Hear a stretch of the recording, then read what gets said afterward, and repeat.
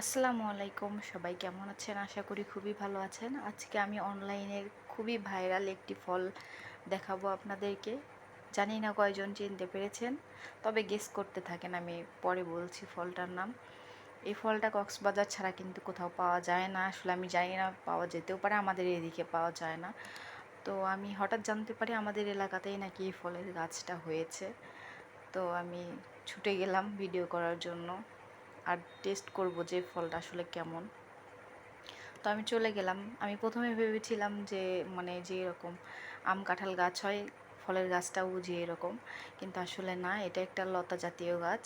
এই যে দেখতে পাচ্ছেন দড়ির মতো একটা লতা, ওই লতার সাথে কিন্তু ওই ফলগুলো ধরে আছে। আপনারা কি চিনতে পেরেছেন এই ফলটা কি? আসলে আমি বলে দিচ্ছি এই ফলটা কি। এটা হচ্ছে সেই ভাইরাল ট্যাং ফ্রুট বা আনারকলি ফল বা প্যাশন ফ্রুট, মানে যে যেটাকে চেনেন। আমি জানি না আসলে এই ফলের গাছ ওনারা কিভাবে সংগ্রহ করেছে, তবে আমি শুনবো। আর আমি এটার বীজ সংগ্রহ করে চারা লাগানোর চেষ্টা করব, দেখি হয় নাকি। আমি ফলটা এনে ফ্রিজে রেখেছিলাম, আজকে ভিডিও করার জন্য বের করেছি, সেই জন্য ফলের শেপটা একটু নষ্ট হয়ে গিয়েছে।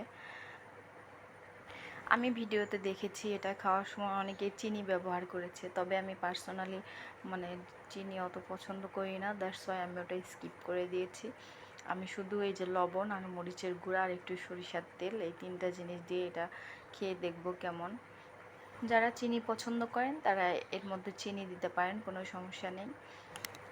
এবার চলে আসি ফলটা কাটার জন্য। অনেকেই ভাবতে পারেন এটা খুব ইজিলি কাটা যাবে, বাট আমার কাছে একটু মনে হয়েছে শক্ত, এই জন্য খুব কেয়ারফুলি কাটতে হবে। প্রথমে এই যে চাকুর মাথাটা ভিতরে দিয়ে এইভাবে আপনারা ঘুরিয়ে ঘুরিয়ে কাটতে পারেন।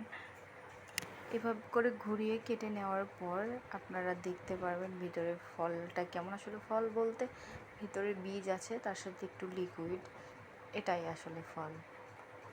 আমার কাটাটা পুরোপুরি ঠিক হয়নি, এই যে আমি আবার পরে চাকু দিয়ে ওর মাথাটা কেটে নিচ্ছি, চামচ দিয়ে হচ্ছে না। এই ফলটার ব্যাপারে আসলে আমার এক্সপেকটেশন অনেক হাই।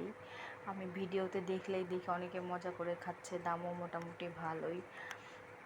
তো আমার আসলে মনে হয়েছিল এই ফলটা অনেক ভালো হবে খেতে। আমি আপনাদের সাথে শেয়ার করব যে ফলটা আসলে খেতে কেমন, কিসের মতো টেস্ট, সব আপনাদের সাথে শেয়ার করব। এই ফলের এত হাইপ ছিল একটা সময়, ফেসবুকে ঢুকলে এই ফলের ভিডিওগুলো আসতো, প্লাস অনেকে আছেন যারা এই ফলের জন্য ভিডিও করে ভাইরাল হয়ে গেছেন। আমি দেখেছি আসলে। একটা ফল কাটা অলমোস্ট ডান, এবার আমি সেকেন্ডটা কাটবো। আর যদি অনেকে ভাবেন যে আর একটা ছিল, সেটা আমি কেটেছি, সেটার মধ্যে আসলে কিছু নেই, শুকনা নষ্ট হয়ে গেছে। ওটা আমি যে কয়েকটা বীজ আছে ওটা রেখে দিব গাছ লাগানোর জন্য। এই যে আমি আবার সেই সেম ওয়েতে চাকুটা দিয়ে এভাবে ঘুরিয়ে ঘুরিয়ে কেটে নিচ্ছি। এটার মধ্যে ছিল, ভালোই কোয়ান্টিটি ছিল। এই যে দেখুন, এই ফল কিন্তু একটার দাম 30-40 টাকার মতো। আমি দেখেছি কক্সবাজারে যারা সেল করতেছিল তারা এটার কোয়ান্টিটি অনুযায়ী দামটা কিন্তু বেশি।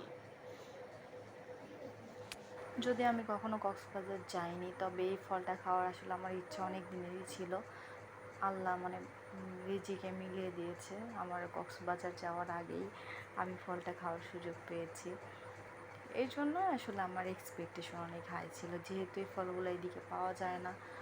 আবার খেতে গেলে ওই কক্সবাজার দিকে যারা যায় তারা খেতে পারে। এবার আমরা এই ফলটার মধ্যে একটুখানি মরিচের গুঁড়া দিব। যারা যেমন পছন্দ করেন তারা সেই অনুযায়ী ঝাল কম বেশি করতে পারেন, ঝাল লবণ। আমার ঝাল একটু পছন্দ, এই জন্য আমি বেশি করেই দিয়েছি। এই যে এইভাবে মাখানোর পরে একটু সরিষার তেল দিলেই হয়ে যাবে। যারা চিনি পছন্দ করেন তারা চিনি দিতে পারেন, যারা চিনি পছন্দ করেন না আমার মতো, যারা চিনিটা স্কিপ করতে পারেন। আমি আসলে ঝালের সাথে, টকের সাথে আসলে চিনিটা খুব একটা প্রেফার করি না, আমার পছন্দ না। তবে সরিষার তেল দেওয়ার পরে এটার টেস্ট আসলে অনেক বেড়ে যায়, আমি দেখেছি। আপনি কিন্তু নর্মালি চাইলে খেতে পারেন, তবে টেস্ট খুব একটা ভালো হবে না। এভাবে ঝাল লবণ দিয়ে খেলেই মনে হয় একটু ভালো লাগবে। এবার আসেন এর টেস্ট কেমন। আমি টোটালি ডিসঅ্যাপয়েন্ট হয়ে গেছি এটা খাওয়ার পর। অনেকের পছন্দ হতে পারে, বাট আমার পার্সোনাল ওপিনিয়ন আমি দিচ্ছি। এটা টেস্ট কেমন আমি বলি। কামরাঙ্গা আছে না, পাকা কামরাঙ্গা, একদম গন্ধ সেম টু সেম ওই রকম, আর খেতেও যে খুব একটা মানে টেস্টি সেই রকম কিছু না। এর থেকে পেয়ারা